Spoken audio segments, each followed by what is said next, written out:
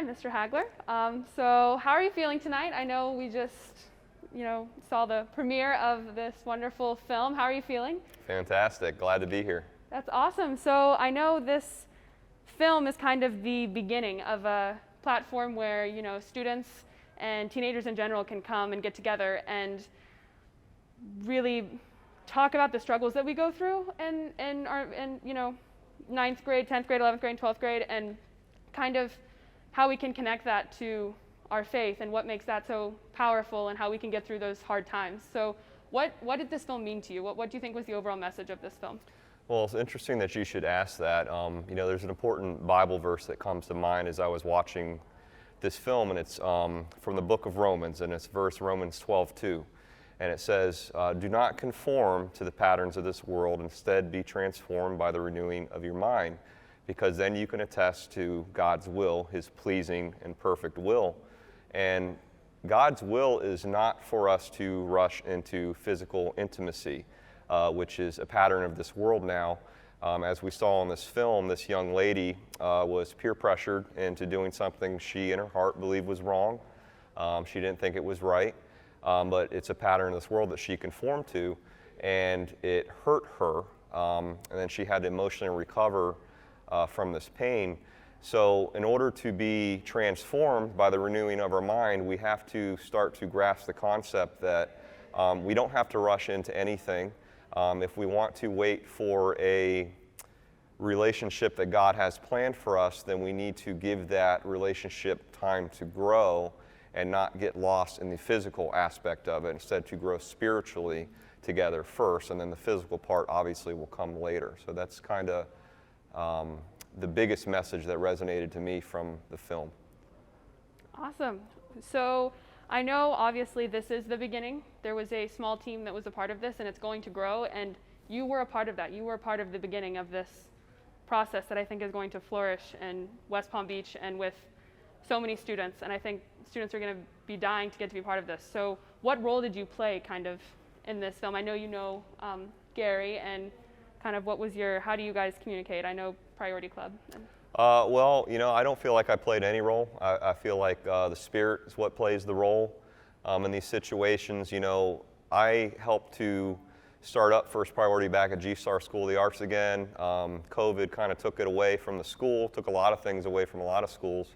And this year when we all kind of came together and started meeting on campus again, I felt it's in my heart to start First Priority again. And then starting First Priority, getting some wonderful leaders like Maylene and Andersley and Martine to help take up the student side of the club.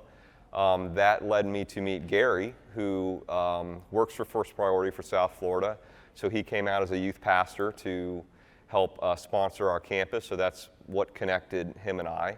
And then, we started to kind of talk about things. He said he had some funding issues with the film, and once again, the Lord works in mysterious ways. I said, you know what? I said, I have a certain amount of money that I give to the church every single month. I'll gladly spend that tithe on what I believe is God's work in progress here, and so I provided a little extra funding for some Gstar students to come out and kind of be part of this film. And it was amazing to see, even the small impact that I played and how it helped other students to live out their dreams. I mean, we have students here that are working on their film for the first time. We have these young ladies that were part of this film that acted in it, and forgive me, I don't remember all their names at the moment. I'm just meeting them tonight, but just to see the joy of their hard work kind of pay off and to be just a small part of that was very rewarding.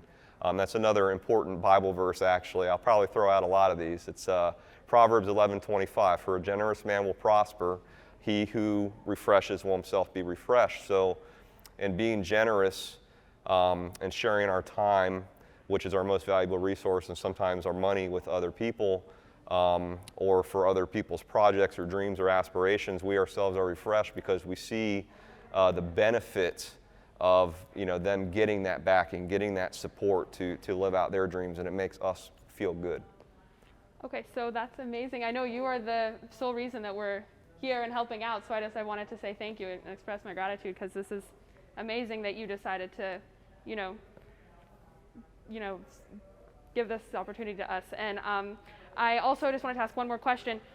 I know high school is it's where people find who they are, they develop into their true character, their true self, and I think, why do you think it's so important for high school students to really connect with their faith at this time, and why does that really impact them in such a positive way, especially when facing a lot of these struggles that we all face when we're 16 or 17?